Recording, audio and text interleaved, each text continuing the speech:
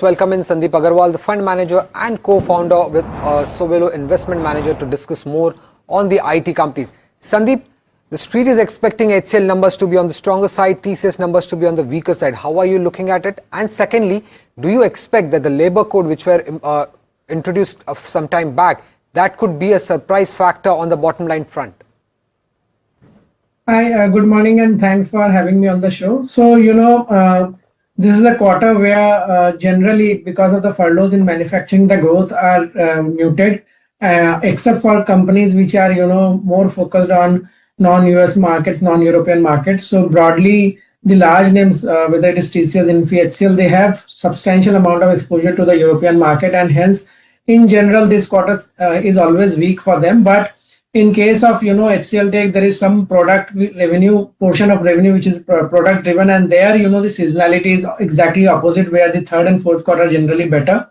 So I think yes, within the large cap names, HCL Tech should do better than others, but that is known. And otherwise, all the companies, I think the large names will be sub 5% growth year over year, and on the quarter on quarter basis, except for HCL, which is maybe 2-3% growth quarter on quarter. Rest all will be below that. And remember, this quarter there is also a negative impact on when you convert the revenues in USD because of the appreciation which has happened, and so the US dollar revenue growth will be lower than CC growth for most of the players.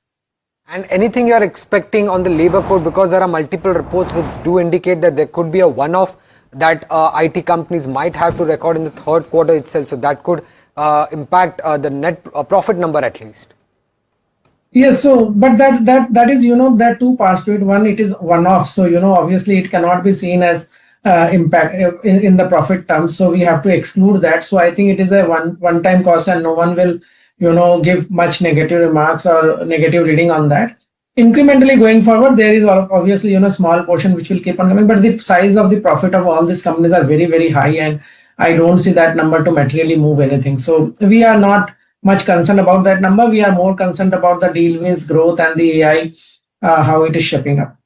And Sandip, just to wrap up this conversation, what would be that one key commentary that you will be watching out for from both TCS and HCL today? So the most important thing will be how the management say that what is the visibility level and the certainty level versus the previous quarter. So if the certainty and visibility level has gone up versus previous quarter, I think it is a green shoot.